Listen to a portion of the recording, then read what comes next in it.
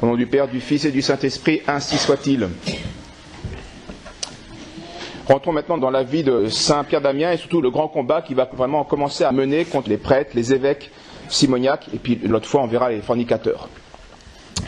Donc Saint Pierre d'Amiens s'est montré vraiment un adversaire résolu de ces évêques, de ces prêtres simoniaques. D'abord, il va travailler à son échelle, donc locale, diocésaine, avec l'archevêque de Ravenne, un de ses amis, et puis donc des abbés de couvent, l'abbé Guy de Fontposa et Lambert de Saint-Apollinaire à Ravenne aussi. Et les encourageait, eux qui avaient autorité, à lutter contre ces défauts. Il avait félicité l'archevêque d'avoir chassé de leur église 2 évêques indignes du voisinage. À l'époque, l'archevêque avait une certaine puissance de juridiction sur les évêques. Un archevêque avec quelques évêques autour. Et donc l'archevêque avait été courageux et avait chassé 2 évêques de leur diocèse.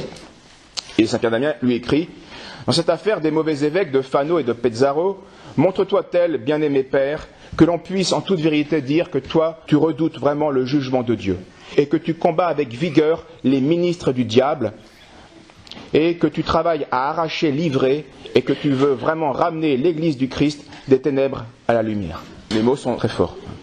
L'Église du Christ devait être ramenée à la lumière. Et les évêques étaient les ministres du diable, parce qu'ils étaient simoniaques. Dès que Saint Pierre d'Amiens a appris l'élection de Grégoire VI, il va lui écrire 2 lettres pour encourager le pape à préserver l'Église justement de retour de ces évêques indignes, de toute réintégration par manipulation et par manigance. Mais le pape avait déjà fort à faire à Rome, et parce que les églises étaient dans un grand dénuement en raison du malheur des temples, des pillards qui volaient les offrandes que les fidèles posaient sur les autels au tombeau des apôtres, donc pour l'entretien du culte, etc. Donc il y a eu des exhortations contre ces pillards, des excommunications. On a même le pape a même employé des mercenaires armés pour se défendre par la force contre ces brigands, mais ça a été sans succès. Et pire, à cette époque, Sylvestre III et puis Benoît IX, on avait déjà évoqué le mauvais rôle, malgré son abdication et n'ayant pas pu obtenir la main de sa cousine, appuyé par des partisans assez nombreux, sans scrupules, va faire de nouveau valoir ses prétentions à la tiare. Il va accuser Grégoire VI de simonie, de sorte que, à l'époque, courte, mais quand même pendant ce temps, on va avoir 3 pontifes contestés qui vont siéger respectivement sur le siège de Pierre, l'un à Saint-Pierre de Rome, l'autre au Latran et l'autre à Sainte-Marie-Majeure. Vraiment dans un mouchoir, je ne sais pas si vous connaissez Rome, mais c'est distant de 2 km. Donc en 10 km², il y a 3 papes. Et la situation paraissait vraiment sans remède. Alors on va faire appel à Henri, surnommé le Noir, qui était le roi de Germanie, afin de remettre de l'ordre par la force armée. C'était bloqué spirituellement. Le roi de Germanie va d'abord, bien sûr, veut rendre la paix à l'Église, en faisant cesser ce schisme, mais il veut aussi en profiter pour affermir son pouvoir au-delà des Alpes. Et donc il se résout à partir pour l'Italie avec sa femme Agnès. Entre-temps, avant de partir, fête de la Pentecôte en 1046, il était à Aix-la-Chapelle et il va citer et déposer le nouvel archevêque de Ravenne qui avait succédé à l'ami de Saint Pierre d'Amiens après une vacance de plusieurs mois, pour le déposer et pour le mettre hors d'état de nuire, puisque ce nouvel évêque n'avait jamais été sacré, et puis il administrait son diocèse avec incompétence et puis de manière tyrannique. En apprenant la déposition de ce nouvel évêque, archevêque de Ravenne, Saint Pierre d'Amiens va féliciter le roi de Germanie pour cet acte. Donc, vous voyez, Saint Pierre d'Amiens vraiment intervient dès qu'il peut pour encourager ceux qui ont autorité à remettre de l'ordre. Parce que d'abord lui-même avait souffert aussi des injustices et des cruautés de ce prélat, qu'il tenait, dit dans ses lettres, pour un barbare et une peste. 1046, toujours en octobre, donc le roi de Germanie descend en Italie, d'abord au nord, à Pavie. Là, il va tenir d'abord un synode avec archevêques et évêques italiens, allemands et bourguignons pour voir un peu comment faire. Puis de Pavie, il descend à Plaisance. Là, il va recevoir avec les honneurs dus au pape Grégoire VI, puisque c'était quand même lui le pape légitime. Et puis, on va commencer un concile, un grand concile, qui va décider du sort des 3 prétendants au souverain pontificat. Alors, Sylvestre III va être déposé, puis relégué dans un couvent. On ne s'occupera pas de Benoît IX, tellement que son cas est évidemment ridicule, scandaleux et illégitime. puisqu'il s'était lui-même déposé. Par contre, pour repartir sur des bonnes bases, on va inviter Grégoire VI, quoiqu'il n'était pas légitime et qu'il avait quand même subi des accusations de simonie et tout n'était pas clair, on lui proposait d'offrir sa démission pour remettre les choses à zéro, repartir sur des bases saines. Et il va, par humilité, par magnanimité, bien renoncer à ses droits propres pour le bien commun de l'Église. Et donc il démissionne. Ainsi, le schisme est arrêté. En 1047, Grégoire donc va suivre l'empereur en Allemagne, qui va lui assigner un lieu d'exil, près de Cologne. Et il va y mourir 1 an plus tard. Hildebrand, dont on a parlé, qui aura une grande influence plus tard, ce qui était le secrétaire de Grégoire VI, va, par fidélité, bien accompagner ce pontife dans son exil. Donc va quitter Rome pendant un temps. Le nouveau pape s'appelle Clément, deuxième du nom, donc Clément II. Et le lendemain, avec bien sûr une grande assistance, le nouveau pape va mettre la couronne impériale sur la tête de Henri et de son épouse, l'impératrice maintenant Agnès. C'est ainsi que Henri va recevoir le titre de patrice des Romains. Patrice des Romains, c'est un titre pas seulement d'honneur, mais aussi une certaine juridiction, on va le voir, dont parfois les empereurs abuseront. À cette occasion, le roi de Germanie, qui est devenu maintenant patrice des Romains, eh bien, va exiger du pape et du peuple de Rome eh bien, le serment de ne jamais procéder à l'élection d'un nouveau pontife sans le consentement formel de l'empereur. Et bien sûr, c'était abusif, mais vu l'époque de décadence, eh bien, le peuple romain y a concédé, mais il n'y avait pas le droit vraiment d'y concéder, c'était une sorte d'abus. Alors, c'est vrai que le roi de jamais a rendu service, mais les rois de Germanie n'ont pas toujours rendu ce service, parfois ils l'ont fait de manière, ça s'est retourné, eux, de manière tyrannique, ils ont voulu imposer leur choix.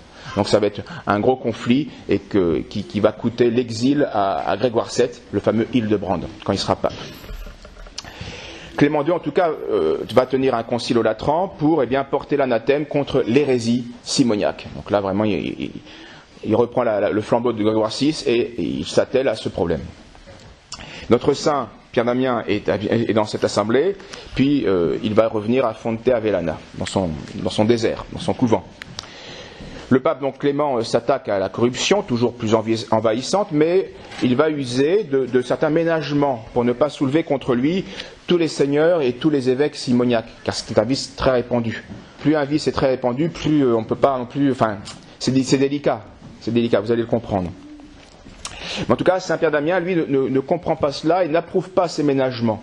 Et il va taxer le pape Clément de mollesse. Et il va écrire une lettre au pape avec beaucoup de rudesse.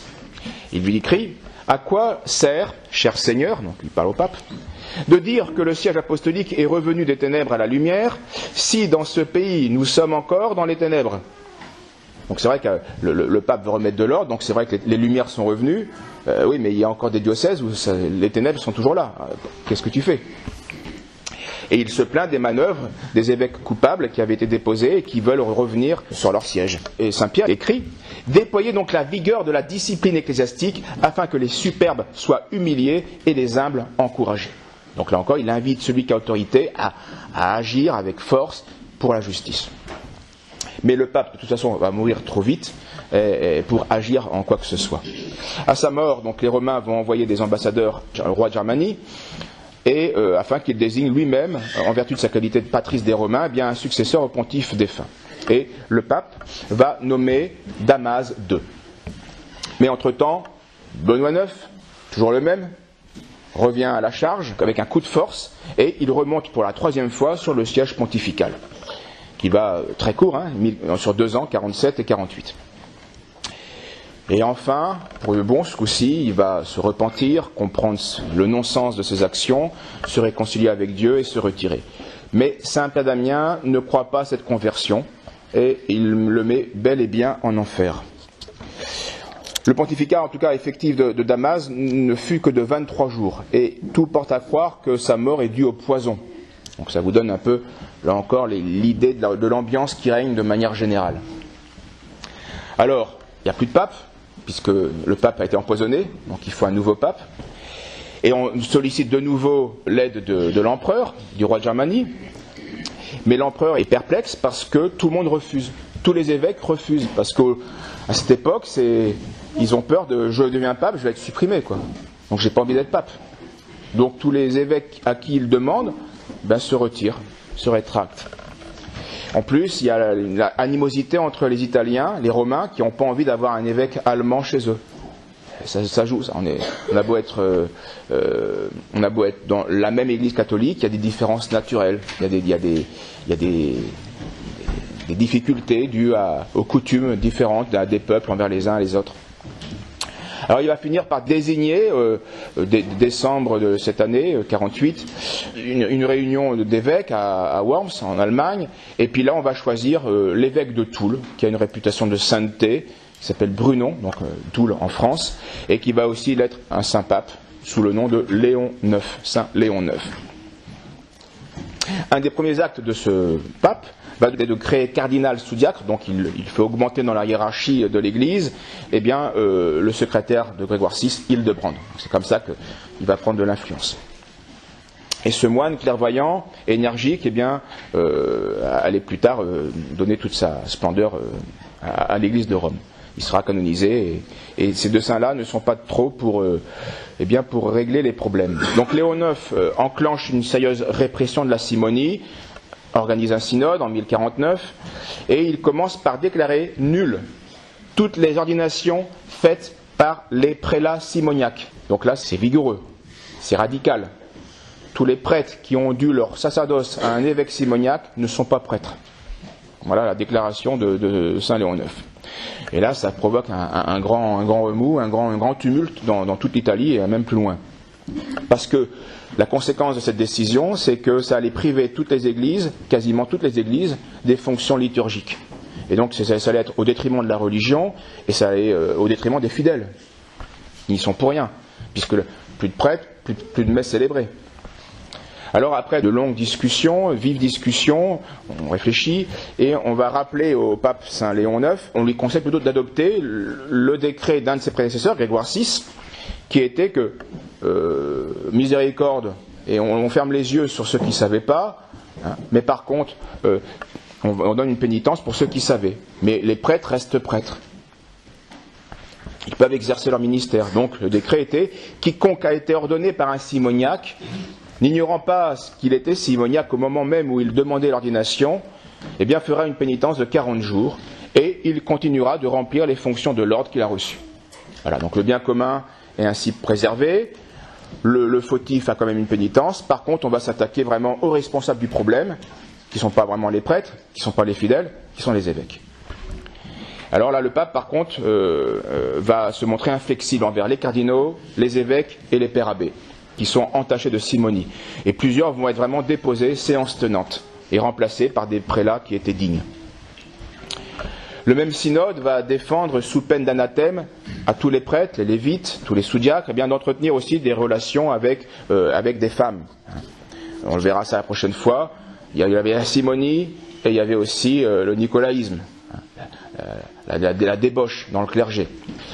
Et donc, pour là encore préparer le travail, le pape va décider que toutes les femmes de mauvaise vie, on appelle femmes de mauvaise vie celles qui se livrent leur corps pour de l'argent, pour les plaisirs, eh bien toutes les femmes de mauvaise vie qui résident à Rome, eh bien doivent quitter Rome, celles qui s'abandonnaient au clerc, sinon elles seront immédiatement séquestrées et à perpétuité. Donc le pape prévient, attention, vous femmes de mauvaise vie, ce sera prison perpétuelle si vous arrêtez pas ou si vous quittez pas les lieux. Ainsi pour déjà remettre de l'ordre à la tête de la chrétienté à Rome, où les clercs étaient dédébochés.